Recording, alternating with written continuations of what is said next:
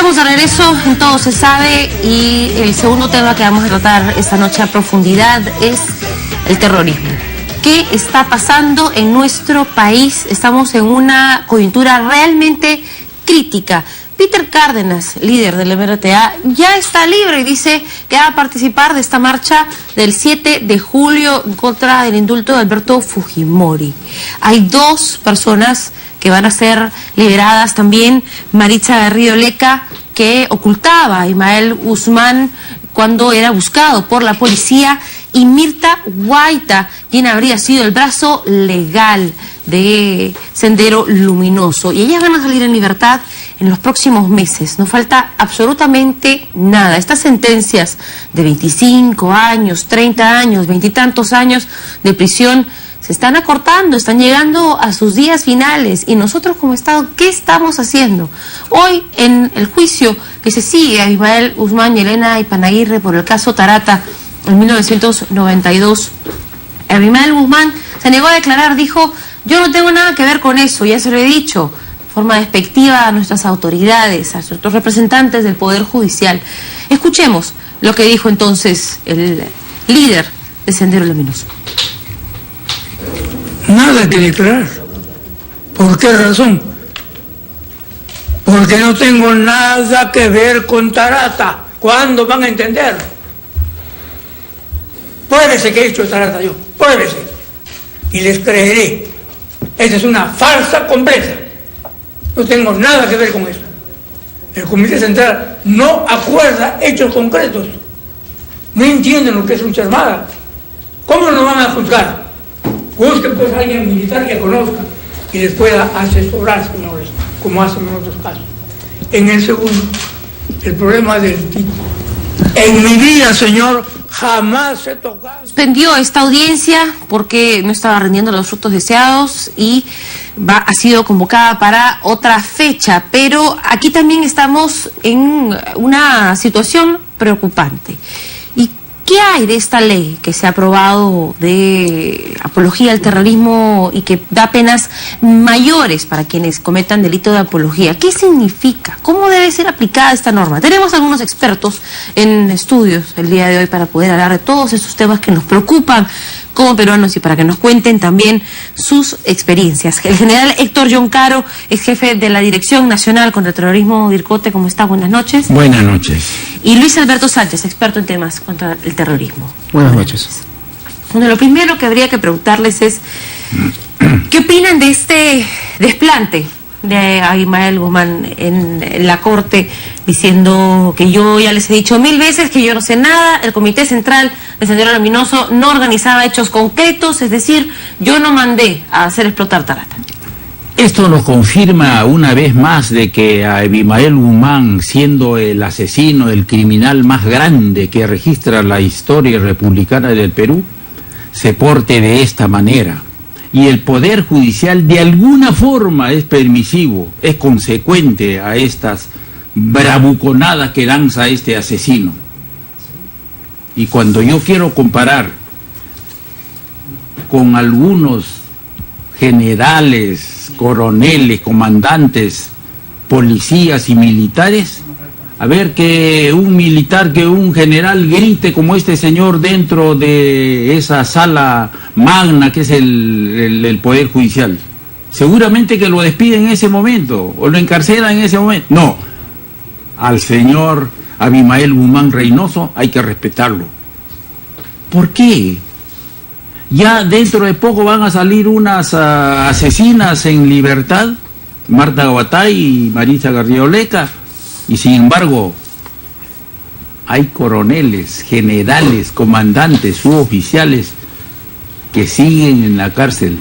Ellos que ganaron a estos terroristas siguen en la cárcel. Y los terroristas que perdieron se salen en libertad. ¿Esto es la justicia del Perú? Sí, señor. Esta es la justicia. Ese es el tema. Esa es la justicia, en el sentido de que estas son las sentencias que tienen y ellos cuando cumplen sus sentencias pueden irse a su casa. Entonces, ¿qué es lo que está pasando? ¿Qué tenemos que hacer como sociedad ante esta situación? Estas personas que cumplieron su condena por terrorismo salen a la calle y siguen siendo un peligro. ¿Qué piensa usted? Bueno, sí, ellos siguen siendo un peligro, ellos no han cambiado, ellos profesan el pensamiento Gonzalo y van a seguir con eso. En el caso de Miguel Guzmán Reynoso, esto se trata de una estrategia legal. Obviamente él quiere su libertad, o al menos está intentando pues tener una prisión domiciliaria. Entonces todo lo que están haciendo, tanto él como su organización Movadef FUDEC, es para lograr su libertad. Y como es una estrategia legal, es lógico que él no va a admitir pues que él fue responsable de las muertes de Tarata. Entonces tenemos que tener en cuenta que como sociedad hay que denunciar estos hechos. Pero ese tipo de declaraciones, ¿es creíble, es factible? A ver, ¿qué evidencias existen de que en esta cúpula directiva del Sendero Luminoso sí se ordenaban atentados? Miren, lo que hacen estos señores son muy bien dirigidos por sus abogados y encuentran de alguna forma la permisividad al otro lado, que es el Poder Judicial. Yo no entiendo cómo a ellos se les puede otorgar el no conocimiento de lo que ellos ordenaban. Cada conducta, cada acto de terror se lograba haciendo debidamente una planificación. Ellos no iban a matar o asesinar, o en el caso de Tarata, todo estaba debidamente planificado. Sabían quiénes iban a ir, cuáles eran los medios que iban a utilizar, cuáles eran los vehículos que iban a emplear, cuáles eran las calles por donde se iban a fugar. Todo estaba planificado y no iba a saber él. Él es el que daba el visto bueno de todo esto. Yo he conversado con terroristas de la talla de Joanca Pardavé Trujillo, del Tito Valle Travesaño, y cuando encontramos los documentos y los planos en su casa, todo era aprobado por Abimael Guzmán y su cúpula. Esto era una organización, nadie se disparaba así nomás. Yo he conversado con ellos y nos decía, pero claro, nosotros somos una organización, y se entendía. Pero desgraciadamente... Bueno, y tenían una jefatura y una delimitación de cargos bastante específica, ¿no? Tanto es así que hay personas inculpadas o condenadas por ser los ideólogos, los que mantenían viva la ideología dentro de la cúpula. Sí. En este caso, durante la audiencia, la Procuraduría contra el Terrorismo ha solicitado aumentar a 10 millones la reparación civil que deben pagar los procesados en este caso. Incluso se ha sugerido otros montos como 30 millones a los que estaban involucrados posteriormente con narcotráfico. Esta reparación civil, ¿ustedes qué piensan? ¿Es adecuada? ¿Se ajusta a los estándares y al nivel de estos crímenes? 30 millones de dólares no vale una vida, y mucho menos 60.000 vidas. Lo que tendría que hacer el Estado es hacer lo que haría Estados Unidos o Alemania con el tema del ISIS. Es decir, sería una reparación millonaria, multimillonaria. 30 millones pues es una ofensa a tanta gente, exacto. Entonces imagínense, entonces estamos hablando de acá de parte del Estado, de la Fiscalía, digamos de una amnesia, por decirlo así. Es decir, están adormecidos y no se dan cuenta que hay gestos políticos que cuentan, y estos gestos, pedir pues 30 millones de soles, es una ofensa. Es una ofensa a los familiares de Mariano Moyano, es una ofensa a los familiares de Tarata, es una ofensa a todos aquellos que sufrieron por la violencia de Sendero Luminoso. Que ojo, Sendero Luminoso es uno de los grupos más genocidas en la historia del mundo. Sendero Luminoso mató más que Leta y mató más que Lira. Imagínense. Y allá en Europa hablar de Leta y de Lira es hablar de cosas mayores. ¿Qué hubiera sido si en Europa hubieran tenido un grupo como Sendero Luminoso? Yo te digo, sinceramente, que ni siquiera hoy en día existiría el FUDEC o el Movadef. No existirían. Y como Estado, ¿cómo vamos en la lucha antiterrorista? Porque ya no estamos hablando solamente del narcotráfico, esta facción de Sendero Luminoso que se abocó a ser básicamente los guardianes de seguridad de los narcotraficantes. No, estamos hablando de los ideólogos, estamos hablando de las personas que quieren regresar a la sociedad para ocupar cargos públicos, que ya en provincias infiltran partidos o crean partidos y movimientos para llegar a puestos públicos y incluso ocupan algunos cargos directivos en estos lugares. ¿Qué está haciendo el Estado, o ven ustedes que está haciendo el Estado para poder contrarrestar este tipo de situaciones? Aquí hay un aspecto muy claro. El Estado está tomando medidas estratégicas de represión. Y esto es una equivocación. Una equivocación, ¿por qué? Porque los objetivos del Movadef, que ahora es el brazo político de Sendero Luminoso, tienen objetivos políticos. Y a los objetivos políticos se debe enfrentar también con medidas políticas de parte de la democracia. ¿A qué se refiere con represión? Represión me refiero a la actitud de la policía y los ejércitos que van a luchar, a matar, a capturar, a identificar, a buscarlo. Esa es la represión. ¿Y para usted está mal? Eso no va a combatir a la idea, no va a combatir al esfuerzo político.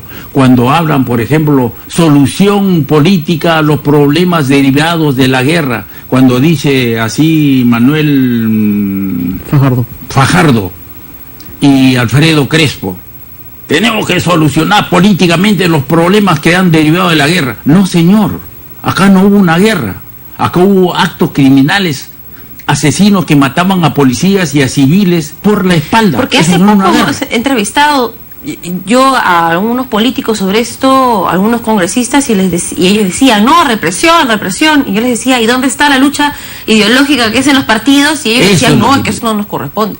No, eso es del Estado. Entonces, ¿eso es del Estado o le corresponde a los partidos? Le corresponde a los partidos. Lo que pasa es que el Perú no tiene instituciones formadas, y las instituciones fuertes deben ser formadas por los partidos.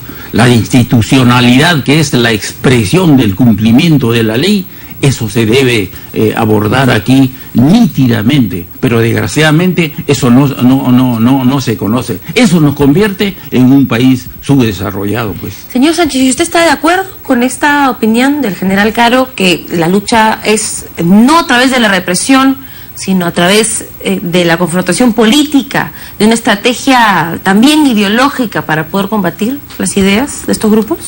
Lo que yo creo es que hay una crisis de partidos políticos, una crisis en la cual la ciudadanía no ve con buenos ojos a los partidos políticos. Tienen deficiencias de organización. Esas deficiencias de organización son sinceramente innegables. Basta ver que los grandes partidos pierden todas las elecciones en las regiones, en el interior. Entonces, digamos que no combatir al Sendero Luminoso con una legislación como la que tiene Estados Unidos con el tema del ISIS, o como la que tiene Alemania también con el tema del ISIS. ¿Qué dicen esas legislaciones que en nuestro país no existe? En esos países está prohibido que pues venga gente pues con rostros de gente del Estado Islámico, o que vengan con rostros de Osama Bin Laden en las calles. Pero no solamente en esos países los arrestarían. Esas personas pasarían a un proceso de cárcel inmediata. Ni siquiera, es decir, el ser integrante de esos movimientos, el ser solamente simpatizante de esos movimientos, constituiría una pena de cárcel muy grande. Aquí no. Aquí... Bueno, técnicamente, esta legislación que se ha aprobado en el Congreso hace poco, con 70 votos a favor, 9 en contra y 8 abstenciones en el Pleno, para tipificar una pena de hasta 15 años de cárcel, sí, los delitos de apología al terrorismo, sería algo parecido a eso. Pero hay un problema. Por ejemplo, mírese, hace poco en la San Marcos ha habido un evento del cual lo han disfrazado muy bien por un colectivo llamado, si no me equivoco, es el colectivo Mauta, ¿ya?, donde hay infiltración de gente de Sendero Luminoso, gente del FUDEC, y lo han hecho sin necesidad de colocar una sola imagen de Miguel Guzmán. No le han podido detener el evento. En la Plaza San Martín, el día viernes, ha estado también la gente del Movadef allí. No han habido una sola imagen de Miguel Guzmán. Entonces, esa ley de apología, entonces, no se aplica ahí. Pero entonces, ¿cómo? Es que ese es mi punto exactamente. Porque, ¿qué es lo que pasa? O sea, yo sí creo que la imagen de Miguel Guzmán tiene que estar en los libros de historia, debe ser utilizada, o sea, poner, por ejemplo, las declaraciones de Miguel Guzmán en el juicio Tarata no puede ser considerado apología. O sea, no podemos llegar a esos extremos. Tiene que haber algo más que pueda tipificar el delito de apología. En este caso se nombra arengas, la justificación de atentados o el enaltecimiento de los hechos que habrían cometido estos terroristas. Pero la cosa es ahora, ¿y cómo disiernes? ¿Cómo lo calificas?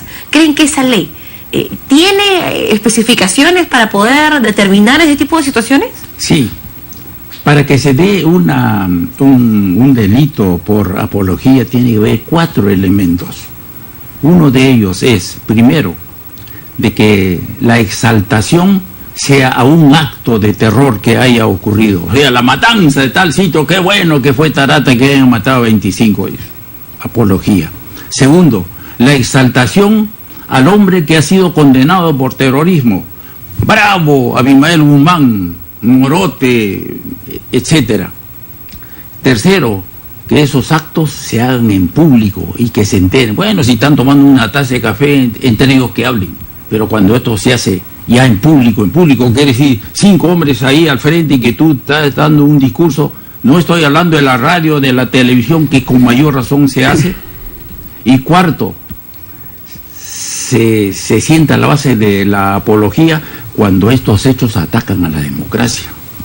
Y la democracia tiene el sagrado derecho a mantener su justicia, su libertad, su independencia y no ser afectada por intrusos que se meten a malograr precisamente el principio de la democracia. Estos son principios universales y estos están reconocidos por el mundo entero.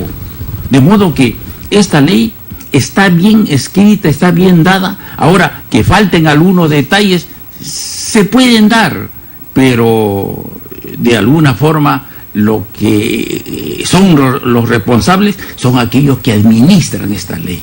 Ellos ese son es el tema también, porque ya teníamos una ley que tipificaba la apología y que según la policía o el Ministerio Público era inaplicable, que no tenían cómo denunciar o cómo procesar o cómo constituir evidencias, pero dicen que esta tampoco no es que está tan mejor hecha, porque lo único que han hecho es definir algunas cosas, pero al final vamos a ver si es que se puede aplicar o no, porque hasta el día de hoy no hay un solo sentenciado o procesado siquiera por apología.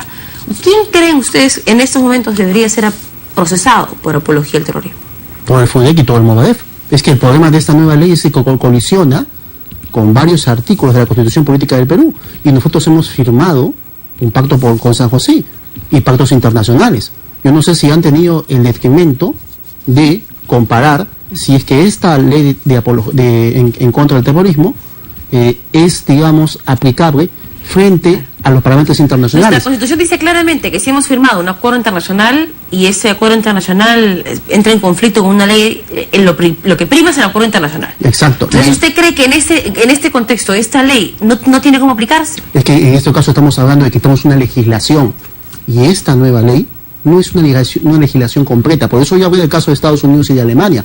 No es lo mismo. Aquí se está buscando, digamos, dar, digamos, un parche, por decirlo así, ¿no? Es decir, dar esta ley, y decir, con esta estamos obviamente combatiendo a Sendero Luminoso. Y lo que no se dan cuenta es que Sendero Luminoso está captando gente en asentamientos humanos, comedores, en las universidades. Entonces, ¿cómo tú combates, digamos, la expansión ideológica del Sendero Luminoso, la adoctrinación? Eso es lo que están haciendo. Y el problema aquí, como te digo, es que no hay una legislación, no hay una política antiterrorista real en el país. Es decir, desde que pasó el tiempo de Fujimori, nunca se dedicaron a la población a enseñarle a los más jóvenes qué es lo que ha dicho el Sendero Luminoso, que es el plan de Benedicto Jiménez y Miyachiro, el plan de pacificación. Jamás se aplicó, y eso fue por motivos políticos.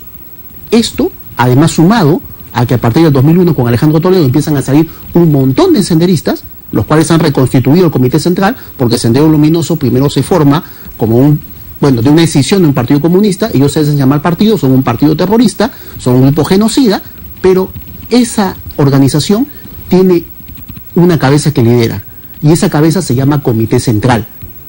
Ahora es el Movadef y el FUNEC, y tiene de igual forma un Comité Central. Ahora, por lo que puedo escuchar, ambos tienen digamos, un acercamiento distinto a cómo se debería luchar contra el Movadef y Sendero Luminoso, sus nuevas formas. Creo, por lo que estoy escuchando, Luis Alberto, que tú propones una mayor represión. Es decir, que la policía pueda tener más herramientas para poder detener y arrestar a estas personas en el momento, infragante, o detener estas expresiones de supuesta apología en el momento. Y en este caso general usted propone una lucha más ideológica, más política, en otro plano.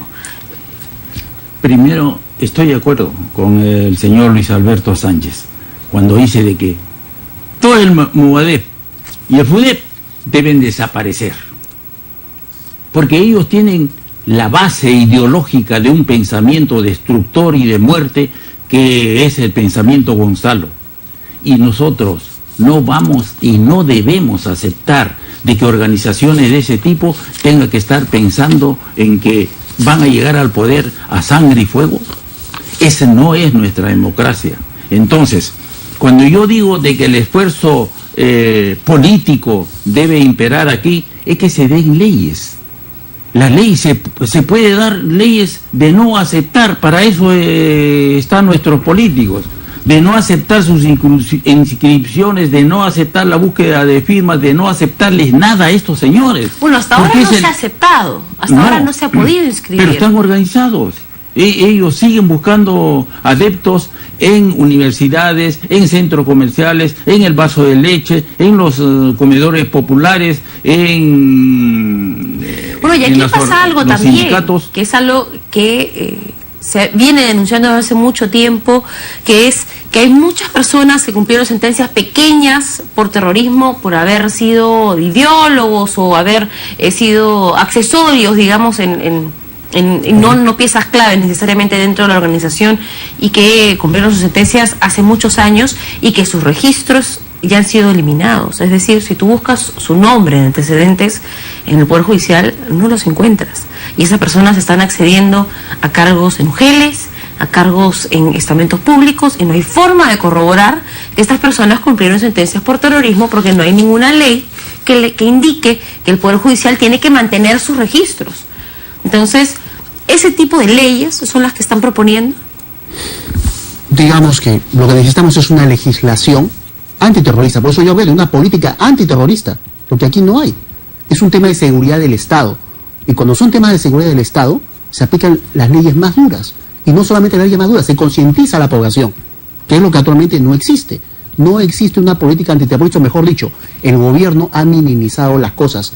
Y ese es un gravísimo error. Por ejemplo, actualmente el Sendero Luminoso se ha expandido en Chile, tiene adeptos en Argentina, en México, se han registrado marchas, en Francia. Entonces no estamos hablando pues de simplemente pues que es un simple remanente, es un grupo pequeño, que de vez en cuando es alguna actividad pequeña. No, es un grupo, como eso lo debe del Comité Central, que se ha reactivado, de Sendero Luminoso, y que está buscando pues propagar el pensamiento de Gonzalo con un solo objetivo, que es la lucha armada, tal como está diciendo el día de ayer en una entrevista. ¿Es un solo objetivo la lucha armada? Tratemos de ponernos en la nueva lógica, ¿no? Porque si estamos hablando de un grupo terrorista que no tuvo éxito, su objetivo no era la lucha armada, su objetivo era llegar al poder. Y la lucha armada era el mecanismo para llegar al poder. Entonces no les funcionó, están todos presos, han decidido reorganizarse y ahora quieren entrar al poder usando los mecanismos de la democracia. Entonces habría quien pregunte, ¿y por qué no se les deja participar? Digamos, ¿por qué no ganarles en las urnas? Esto está claro, ha estudiado. El terrorista nunca va a dejar de ser terrorista. Lo único que hace es descansan o se suspenden por un tiempo. Pero si ellos ya por la edad no son los que van a poner la dinamita, están dejando mucha enseñanza a los demás. El terrorismo es así, la historia nos ha enseñado así, desde la época de Roma, que ya había, Catilina fue uno de los primeros conspiradores. Desde esa época, cuando uno estudia, el terrorismo muere siendo el terrorista muere siendo terrorista. De modo que la esperanza de que ellos van a cambiar, no. Ahí vemos, por ejemplo, la rebeldía de Manuel Fajardo, cuando él abiertamente, Crespo, el abogado, abiertamente hablan acerca de las bondades de la apología hacia su defendido, que es Abimael Guzmán, como un hombre, como el luchador social. Para ellos no son criminales, ellos son luchadores sociales, ellos son hombres que han ventilado la pobreza, la miseria. Yo me pregunto, matar a María Moyano, a Elena Moyano, ¿es un acto de lucha social? No, por supuesto que no, y es completamente injustificable. Son criminales y hay que verlos así. Ahora, pero podría verse también desde el punto de vista de que, bueno, ellos nunca van a pensar que hicieron nada mal, porque uno no va a ir en contra de sus propias acciones, ¿no? Y el hecho de haber estado encerrados tanto tiempo es como si el tiempo se hubiera congelado, me imagino, para ellos, ¿no? Repitiendo las hazañas de antes de entrar a la cárcel. Pero la pregunta es, ahora no hay nada que impida que estas personas que cumplieron sentencia participen de la vida política, aspiren a cualquier cargo o incluso se organicen, ¿no? No hay absolutamente nada que les impida hacerlo. Entonces, ¿cómo los vamos a combatir? Si vemos a un mausoleo que fue construido para enterrar a exterroristas y hasta ahora nadie puede sacarlo. Que el Ministerio Público le dice a la alcaldía que usted, señor, ya le dimos la buena prueba, la alcaldía no quiere mover un dedo sin un fiscal presente porque tiene miedo que lo denuncien, y están en esas, y nadie puede hacer nada con el bendito mausoleo que está ahí hace meses. ¿Cómo hacemos con ese tipo de situaciones que ocurren a nuestro alrededor? Es que el tema, como le digo, el tema de la inscripción del partido de Movadef o FUDEC es solamente un cebo. Ellos no están buscando eso. Ellos saben que nunca le van a dar la inscripción. Eso lo sabe perfectamente Miguel Guzmán. Esto es un cebo solamente para poder captar la mayor cantidad de jóvenes, cosa que se han dado en Cantuta y San Marcos, en la Universidad de Santa y en otras universidades más. Pero respondiendo a su pregunta sobre el tema del mausoleo, yo no lo culpo al alcalde. ¿Por qué no lo culpo al alcalde? Porque véase, en Comas, durante la década de los 80, muchos senderistas que murieron están enterrados ahí. Y digamos que durante toda la década del 90, otros terroristas que nunca se entregaron, también están enterrados ahí. En Comas está la principal base del Movadef, aproximadamente unas 100 personas, o sea, 100 militantes de Sendero Luminoso. Y aquí un grave problema, que es lo que no se solucionó a partir de la década del 80. No había un padrón general de gente de Sendero Luminoso. No se sabía eso, si no hubieran sido capturados todos. Solamente se entregaron a aquellos que aceptaron un acuerdo. Y los que no aceptaron ese acuerdo han pasado la página, tal como dije en una entrevista el día de ayer. Entonces, ¿qué es lo que están haciendo estas personas? Están convocando, están expandiendo el pensamiento ideológicamente, y en el caso de Comas, pues, yo me imagino la presión para el alcalde. Él tiene en sus narices a toda la gente del Movadef, que lo conoce. Él vive en el lugar. Entonces debe ser una presión muy fuerte para él. Pero en el caso del mausoleo, quiero aclarar este punto, no es que son exterroristas. La gente del Frontón eran terroristas. Se levantaron en el 86, pidieron obviamente una cuestión de lucha armada y se levantaron a favor de Miguel Guzmán Reynoso, delante de las cámaras de todo el mundo. No fue que fueran personas que pedían mejores condiciones de vida, o carcelarias, perdón, en el sentido de que le faltaba agua, no. Se levantaron porque querían que el Estado negociara con Sendero Luminoso, en mesa. Y eso no se podía hacer, y que aceptaran sus demandas. Se les dio la oportunidad, se les dijo, y está el informe de la Comisión Ames, que obviamente está muy bien detallado todo, y se les dijo que ellos debían rendirse, debían dejar las armas, debían dejar el tema del Frontón. No quisieron. En ese caso, entonces, pasó lo que pasó. Lo del mausoleo terrorista es un símbolo ideológico para ellos. Y con ese símbolo ideológico están, pues, expandiendo su pensamiento. Es una forma. Tienen que dar una subcultura prácticamente. Y hay que tener cuidado porque se están expandiendo los jóvenes. Hace algunas semanas, algunos meses... Todos siempre tenemos miedo de que se expandan a los jóvenes, Y al final hay que preguntarnos qué clase de jóvenes estamos educando si tanto miedo les tenemos, ¿no? Porque los jóvenes son una posibilidad, no deberían ser este miedo latente. O cómo los estamos tratando, que tenemos tanto miedo de que al primero que les venda una idea fantasiosa, como el pensamiento de Gonzalo, porque no se puede escribir de otra forma, puedan caer en estas cosas. O sea, ¿en qué Perú vivimos que no ha cambiado desde los 80s y que sigue siendo una idea atractiva para los jóvenes de nuestro país? Hay que tener en cuenta de que nuestra democracia es demasiado débil, demasiado permisiva. El uso de nuestra democracia hace que ellos crezcan. ¿Por qué? Porque tenemos, pues, desgraciadamente también un Estado que permite todo esto. Nuestras leyes permiten, ellos pueden levantarse, como dice el pobre alcalde que donde está el mausoleo. No puede quitar el mausoleo porque sabe que lo van a enjuiciar.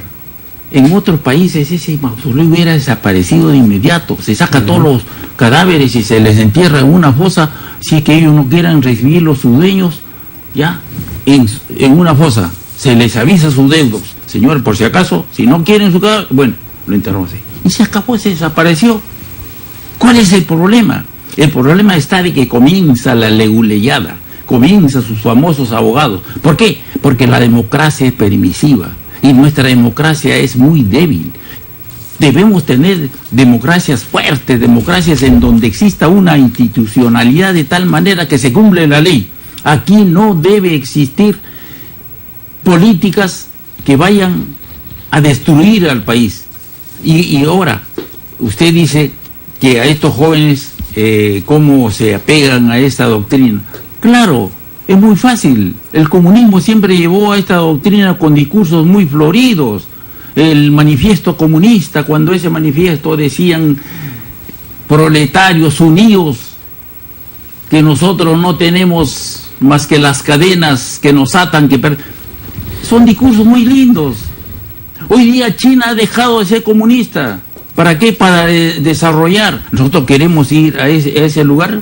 El comunismo es salvaje. No olvidemos Marisa Garrido Leca, una dama que bailaba ballet, que enseñaba todo. Sin embargo, a más de un periodista los escupió. Marta Guatay, igual. Su forma era de escupir. Entonces, hoy día hemos visto la bravura de Abimael Guzmán Reynoso. Ya está bien tío este señor, y sin embargo no le quita lo terruco que tiene en el sentimiento sembrado. Así va a morir él. Él no se va a arrepentir. No, el terrorista no se arrepiente. El terrorismo descansa nomás. Después vuelve a las andadas. Bueno, definitivamente algo se tiene que hacer, algo se tiene que idear. Si es que esta lucha es institucional, si es que es legal, si es que tiene que involucrar a la policía, a inteligencia, entonces esa es la lucha que tiene que darse, pero definitivamente no se puede volver a los tiempos en los que todos teníamos miedo de salir de nuestras casas. Eso no se puede permitir de ninguna forma. Gracias a ambos por habernos acompañado el día de hoy. General Héctor John Caro es jefe de la DIRCOTE y Luis Alberto Sánchez, experto en temas de terrorismo, ambos sumamente preocupados por esta situación. Esperemos que el tema no se deje de lado. Hay que tomar medidas, hay que reconsiderar qué tipo de país estamos diseñando, qué políticas de Estado estamos implementando y por qué no se les está enseñando a nuestros chicos el pasado. ¿Por qué se les oculta esta información que es tan importante para que ellos puedan desarrollar su propia opinión crítica? Yo sí creo en la juventud, yo sí creo que ellos no van a caer tan fácil y que tienen una cabeza bien plantada sobre sus hombros y que son distintos a las generaciones anteriores. Esperemos que así sea.